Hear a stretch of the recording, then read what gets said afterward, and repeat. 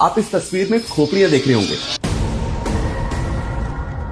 हम आज तक यही सुनते आए कि राजस्थान में राजपूत औरतें जौहर करती थी, लेकिन शायद आपको पता नहीं है कि जम्मू एंड कश्मीर में राजौरी की औरतों ने भी कई हजार औरतों ने एक साथ मिलकर जौहर किया था।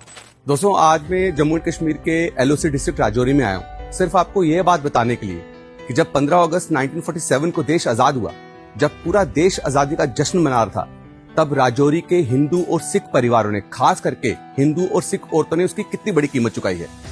शायद आपको ये भी ना पता हो कि देश 15 अगस्त को आजाद हुआ था, लेकिन राजौरी 13 अप्रैल 1948 को आजाद हुआ था। 6 महीने तक यहाँ पर कबाली रहे। उन कबालियों ने हर एक हिंदू और सिख परिवारों को बेरहमी से मारा था। आप मेरे पीछे बलिदान भवन देख रहे होंगे, ये कब का बना हुआ है वो डेट भी लिखी हुई है। लेकिन साथ में ये जो कुआं है ना, ये कुआं आज भी उन मासूम औरतों की चीखें जो हैं, इन कुएं से सुनाई देगी। और आप ध्यान से सुनेंगे तो हम आज तक यही सुनते आए कि राजस्थान में राजपूत औरतें जौहर करती थी, लेकिन शायद आपको पता नहीं है कि जम्मू एंड कश्मीर में राजौरी की औरतों ने भी, कई हजार औरतों ने एक साथ मिलकर जौहर किया था। कबालियों से अपनी इज्जत को बचाने के लिए, अपने सेल्फ एस्टीम को बचाने के लिए उन्होंने या तो अपने आप को मार दिया, या जहर खा लिया, या इस कुएं में आके वो कूदी थी एक साथ। सबसे ज्यादा दुख और अफसोस की बात यह है कि इस इतिहास को कभी नेशनल लेवल पे लाया नहीं गया। मैं आपको एक तस्वीर दिखाता हूँ, रोंगटे खड़ी करती है। आप इस तस्वीर में खोपड़ियां देख रहे होंगे। 6 महीने तक यहाँ राजौरी में कबाली रहे थे। कबालियों ने दिवाली के दिन पर, जब लोग यहाँ पे दिवाली मना रहे थे 12 नवंबर 1947 को, तब हमला किया। सिर्फ 12 सैनिक थे यहाँ पे उन कबालियों से राजौरी को बचाने के लिए। और 6 महीने के बाद 13 अप्रैल 1948 को जब कबाली को यहाँ से हटाया गया, तो इसी जगह से जहां पे मैं खड़ा हूं खोपड़ियां उठाई गई थी। और जो खोपड़ी इकट्ठी करके आप देखिए कितनी खोपड़ी है। और ये सारे उस टाइम के शहीद हैं जिनको बेरहमी से पीटा गया था, बेरहमी से मारा गया था। ये वो औरतें हैं जिन्होंने जौहर किया है, जिनके परिवार वालों ने अपने बहू बेटी को खुद मारा।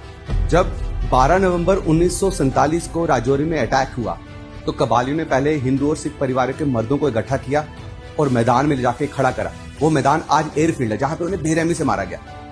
मर्दों को पता था कि उनकी औरतों को बचाना बहुत मुश्किल है, उन्हें अबडक्ट कर दिया जाएगा। तो औरतों को या तो जो घर में पड़े हथियार थे उनसे मारा गया, या फिर जहर दिया गया। जब जहर कम पड़ गया तो सब औरतों को इकट्ठा किया गया। और जिस जगह में खड़ा हूं, यहाँ पे कुआं हुआ करता था उस वक्त, आके उन्होंने इसी जगह पर कूद कर अपनी जान दी है। इससे बड़ा जौहर कहां होगा। ये था इतना बड़ा सेक्रीफाइस हिंदू और सिख औरतों का राजौरी में। तकरीबन 20,000 हिंदू और सिख परिवारों की यहां पर कत्लेआम किया गया था। और 6 महीने के बाद 13 अप्रैल 1948 को राजौरी को ट्राइबल से मुक्त किया गया। तभी 13 अप्रैल को हर साल राजौरी डे बनाया जाता है। इसी जौहर की वजह से राजौरी के लोगों ने, हिंदू और सिख परिवारों ने कई सालों तक दिवाली नहीं मनाई। ये था राजौरी का इतिहास। तो आप में से किस किस को इस जौहर के बारे में नहीं पता था, हिंदू और सिख परिवार के औरतों के सैक्रिफाइस के बारे में नहीं पता था, कमेंट सेक्शन में जरूर कमेंट कीजिएगा।